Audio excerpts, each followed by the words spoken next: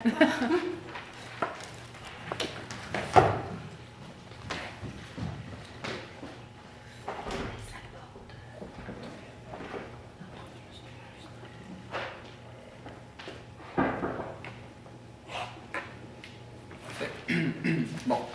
Donc, ma collègue vous a parlé d'ici de la situation où nous croyons qu'il n'y avait pas de lien contractuel entre l'appelant et l'intimé, de plus que l'obligation de renseignement ou d'information ici n'était pas présente. Pour ma part, je vais poursuivre sur l'absence de faute de la plante, tout comme l'absence de lien de causalité, et je vais terminer avec tout ce qui touche à la faute au niveau de la charte et au niveau de la faute au dommage et intérêt punitif. Donc, pour vous replacer en mémoire, je vais débuter au point 2.2. Vous êtes à quelle page?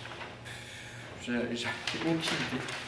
Je pense que c'est la page 17, mais je ne saurais dire exactement. Pardon. À quel point? 2.2? 2.2. Vous êtes à la page 19. 19, j'étais prêche. Donc, selon nous, l'avocate n'a pas commis de faute ici. Tout d'abord, le juge de première instance a commis une erreur en assimilant la faute déontologique à la faute civile. On le voit dans l'affaire où l'arrêt R contre Neal, où ici le juge fait bien la différence en disant que c'est pas parce qu'il y a une faute déontologique qu'il va nécessairement avoir une faute civile. Il faut séparer les deux et ici, selon nous, c'est le cas. De plus, la présomption de faute civile établie dans l'arrêt Moret contre Blais ne s'applique pas ici. Les auteurs Baudouin et Laurier mentionnent qu'un code de déontologie n'est pas une norme élémentaire de prudence.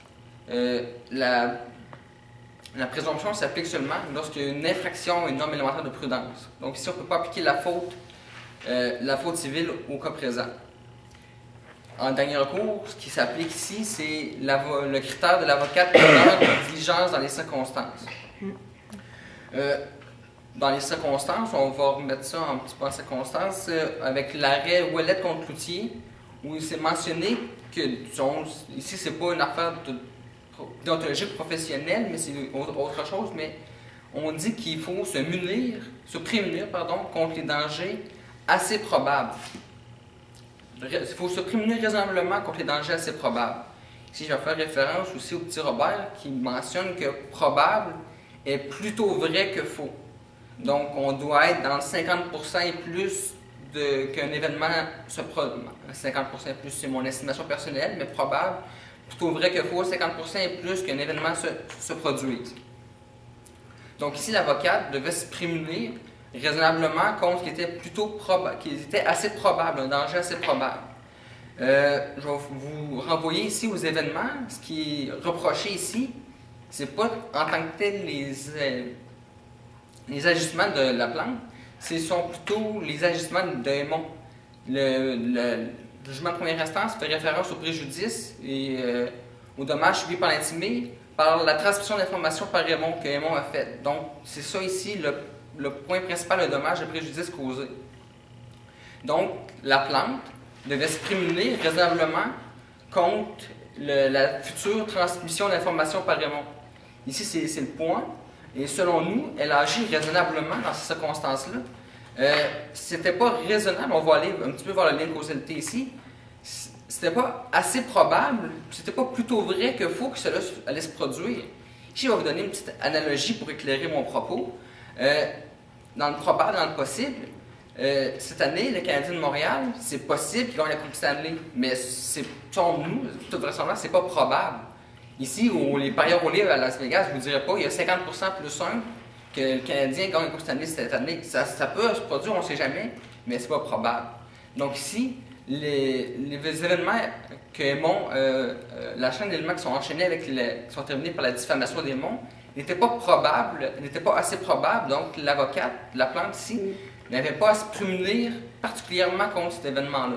Si je me permets de vous arrêter à ce stade-ci, est-ce que je ne pourrais pas conclure de par l'information qu'elle détenait, si je ne me trompe pas, votre cliente a admis qu'elle savait que par le passé, Aymon avait émis des commentaires sur ses co-contractants, sur les pages comme Facebook, là, je ne veux pas donner une information erronée, là, mais on va tenir pour acquis que c'est Facebook. Est-ce que À partir de cette information-là, est-ce qu'elle n'avait pas l'obligation d'aller un petit peu plus loin dans l'information qu'elle donnait à l'Espérance? Connaissant cette information-là, est-ce qu'on ne peut pas déduire qu'elle aurait dû prévoir, effectivement? Est-ce que ça ne devenait pas plus probable dans ce cas-ci, compte tenu de cette information-là qui était connue par votre client? Je vais aller plus loin dans mon propos, surtout par rapport au lien de causalité, en vous disant ici que Aimon, il y a une présomption de bonne foi envers lui.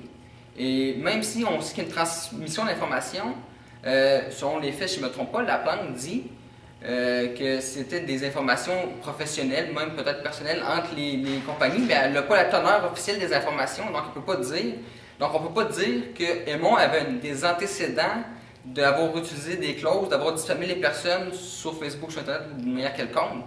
Donc on ne peut pas dire que c'est plus probable parce qu'il y a eu une transmission d'informations si on ne connaît pas la teneur de la transmission d'informations.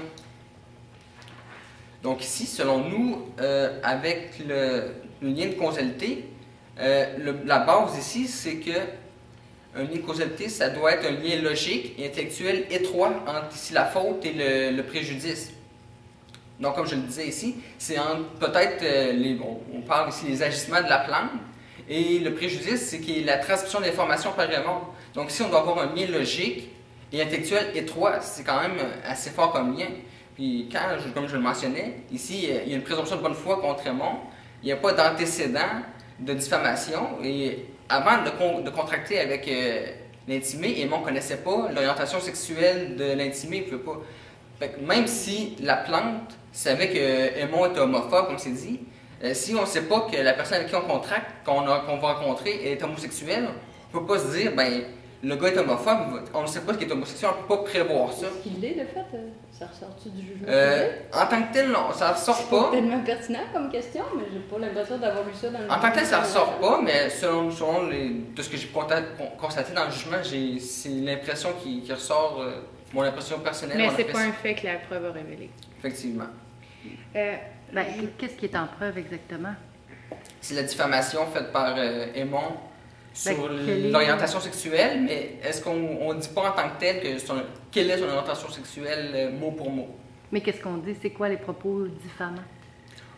C'est qu'on parle que l'Espérance était un homme de cette race-là, qui était un sous-homme. On ne parle pas nécessairement homosexuel en tant que tel, mais on désigne clairement l'orientation sexuelle homosexuelle comme étant inférieure ou n'étant pas aussi bonne qu'hétérosexuelle.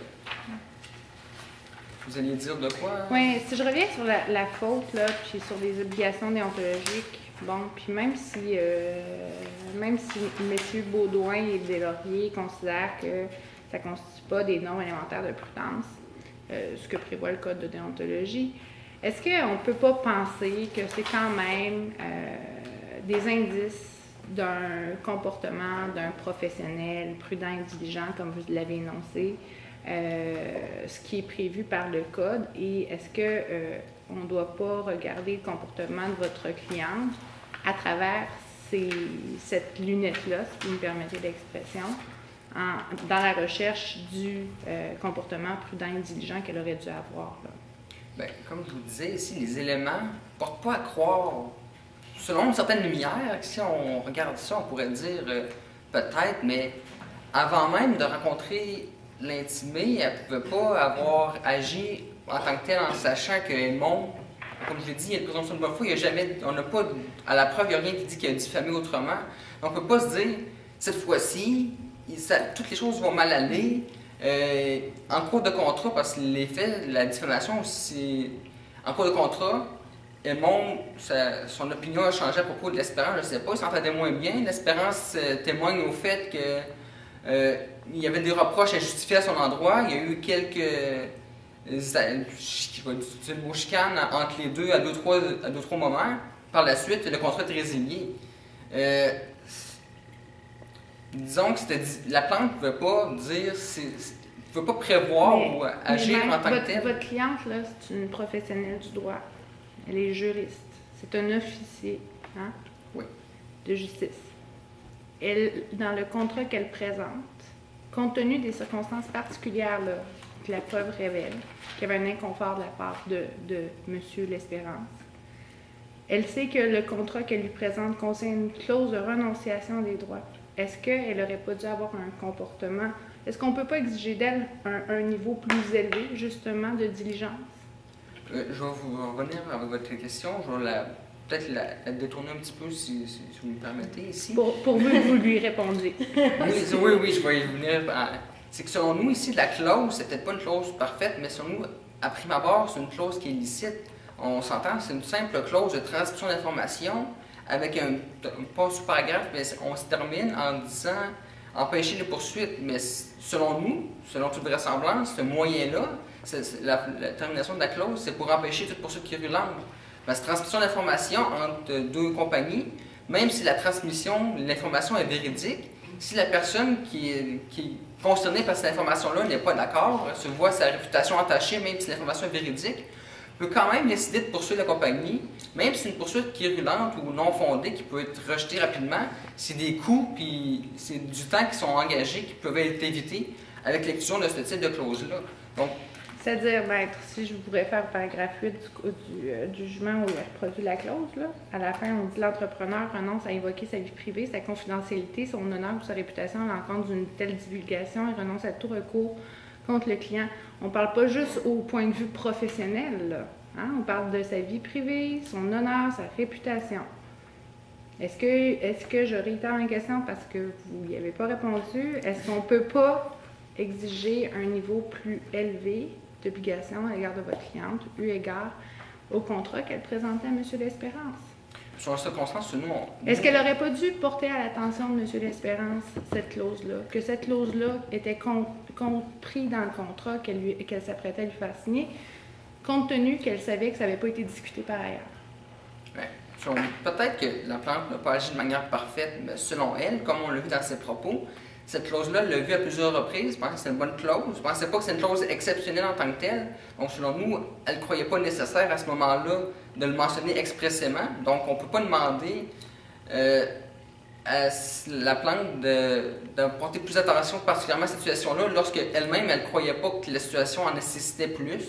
Donc, selon nous, elle a agi en avocate prudente et diligente dans les circonstances ici présentement.